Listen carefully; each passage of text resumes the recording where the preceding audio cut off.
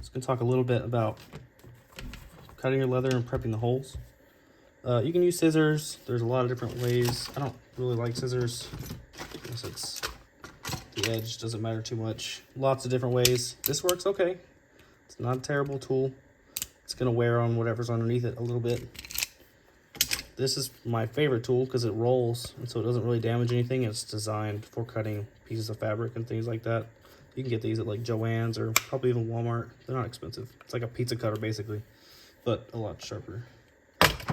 We also have, find it, this is a good way to mark your lines beforehand if you're concerned about not getting a full cut on the first pass.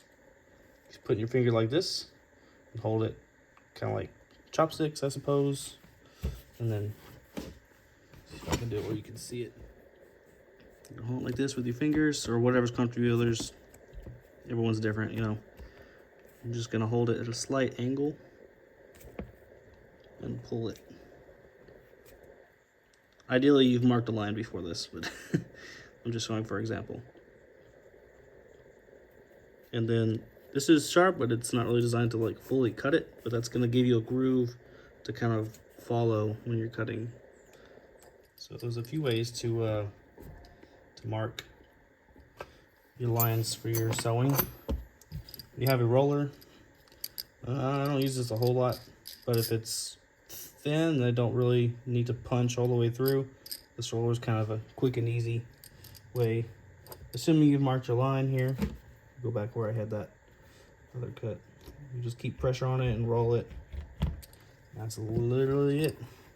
Boom, you got holes. Then you can go back through with your needle when you're ready and start punching. Most of the time, unless it's really thin, you're not gonna just stop here because it's a battle to fight through the leather if it's not cut all the way through. So what you're actually gonna use most of the time are these, and unless you find just the right set of wheels, these generally don't line up with that roller. So you're still just gonna have your plain line that you marked with a pencil or pen or whatever. And then start with the biggest one so it doesn't take forever. And make your holes. Just, it's usually not going in perfectly flat, so you kind of have to like lean to the sides as soon as you hit it. You don't need to hit it super hard either. Like they're pretty sharp. But you do want to make sure you're cutting through or you're kind of wasting your time. Because the idea is to cut a hole all the way through so that you're not forcing the needle through the leather. This one still isn't in super deep. Let's go again.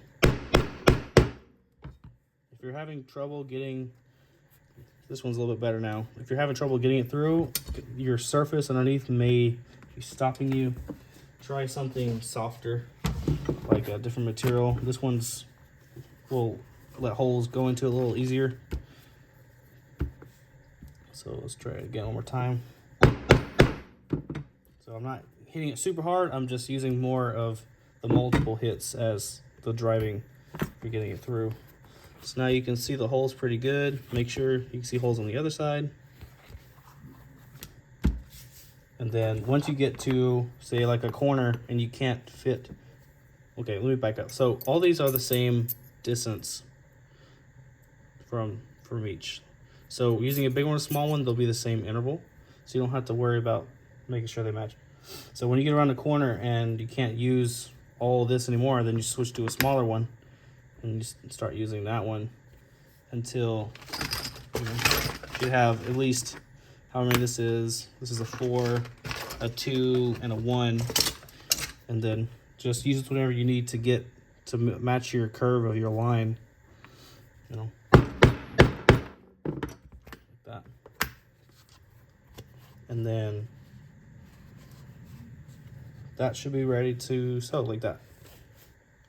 Another trick, if you want to just mark your lines with the holes, because they're always gonna line, you can just, you know, soft tap to get a hole on this side, and then once you have it all the way around, you can come back and then do it all deep, because you can jump in between. And I would overlap a couple cut holes with the rest, with the ones you haven't cut yet, so that you can help stay aligned.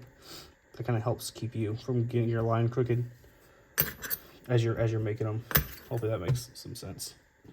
So one good way to start your lines on stuff that's not super straight, you got curves and everything, is you can use this tool, which is really good for marking lines. I would use this for anything you're gonna mark a line for, especially for the threads.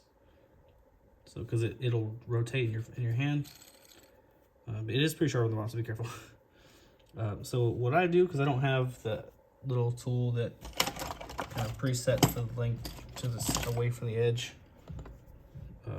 just use your finger, kind of mark it, and then set how far away you want from the edge, and try to kind of keep it steady so it stays even, but then just press in a little bit and then follow it with your finger across the edge. And be careful on the corners, because you can go all the way across, kind of stop where it looks like it's the same width, and then turn it.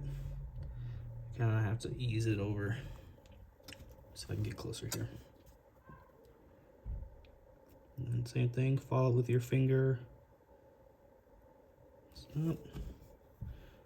You have to decide here if you want like a sharp corner or if you want like a rounded corner. Stuff to think about. And continue.